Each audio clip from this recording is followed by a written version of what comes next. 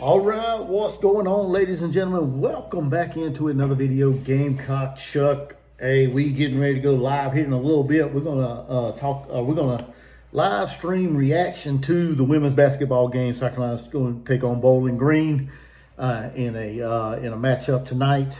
So we won't be doing our Friday night inside the sandstorm because the Gamecocks are off this week as far as football. But I do plan on doing something tomorrow. Probably around noon. I may stream a 12 o'clock game and just do kind of like a hangout and just have a good time, chat it up with everybody, all my subscribers, people that stop by want to talk some football. We'll do that. Myself, my co-host, Sports Talk with the Deal Maker, he'll be here as well, as far as I know, and we'll be doing that. But let's talk a little bit about some stuff that's coming out of Columbia, some rumblings all over X and Twitter, whatever you want to call that platform now. Well, some reason, Todd McShay decided he wants to go on whatever he does, podcast or whatever, and spew some stuff out there. LaNorris Sellers, he's going to be gone after this year. There's a team from the ACC trying to get him, or from what he said, I don't know what kind of sources he had, but he said they're trying to get him to come down to Miami and play. Is it going to be a package deal? That's my question, because his younger brother is there in Columbia. Will it be a package deal for LaNorris and Jaden? Who knows? Is there any validity to it? Is there any smoke? Is there any smoke to that fire, to that spark? I don't know. I don't have no intel, no inside knowledge.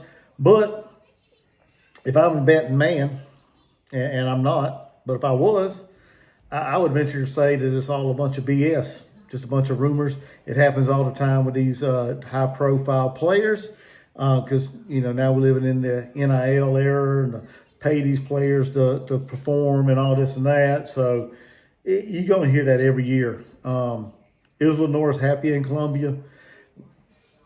Probably not with the offensive coordinator that was there this year. I think you could see the displeasure in his actions on the field with the play calling and the lack of protection from the offensive line. Well, that offensive line protection started getting better, not 100% better, but Sean Elliott was working with it and making it better game by game.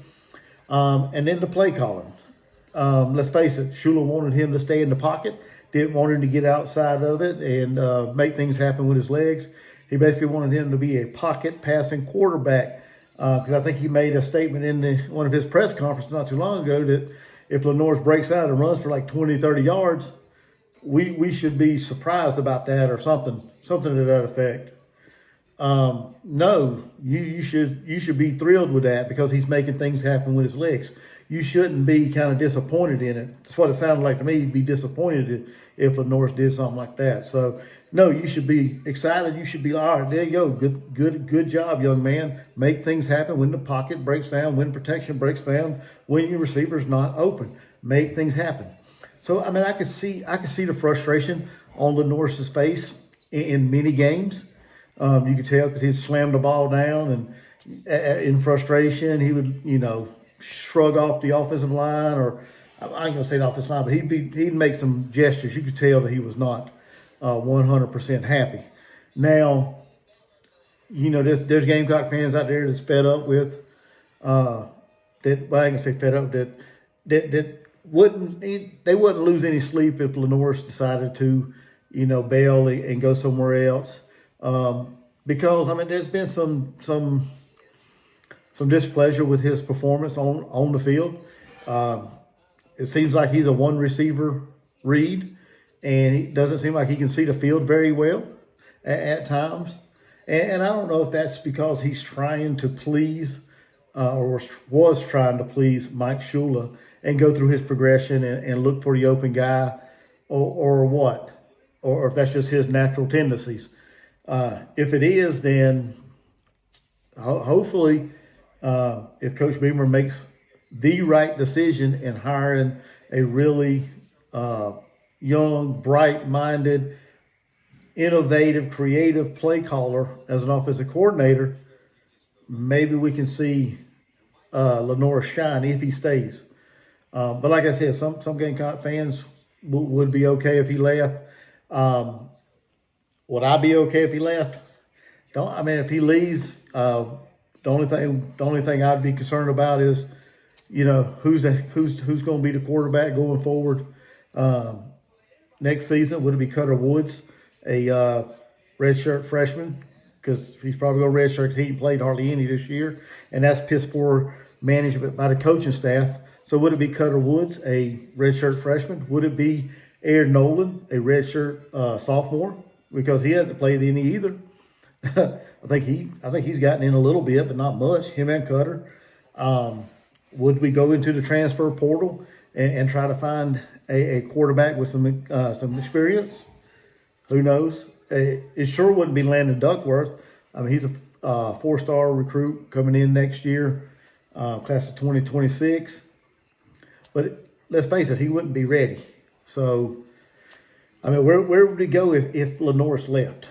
So, in that aspect, I kind of would want him to stay, but like I said, I've seen the frustration, and I've seen the way he's kind of managed the game, and I haven't been happy with it because, like I said, I'm not blaming him. I blame the coaching staff. The coaching staff has failed this young man miserably, and I've said it. Sports Talk with Dealmaker said it. Rooster has said it, and I'm not sure if Jackpot said it or not. But I don't want to put I don't want to say if he said it or not because I'm not 100% sure. But several Gamecock fans on social media and on YouTube has said the coaching staff has failed LaNorris. So the other contributing factor to keeping him there, I mean, he's getting paid handsomely, or he's getting paid real well at South Carolina. I just don't know what kind of offer Miami would bring to the table and if South Carolina would match it. If it's a performance-based match, I don't think South Carolina would because, let's face it, he hasn't put in the numbers this year that a lot of Gamecock fans and probably coaching staff and probably even LaNorris himself was hoping for this year. So would South Carolina match an offer from Miami? Would LaNorris take that offer from Miami? He's got family. He's a local guy right there to Florence. Like I said, his brother's in college with him, playing with him. His grandfather is, I think he's handicapped. He's an elderly man.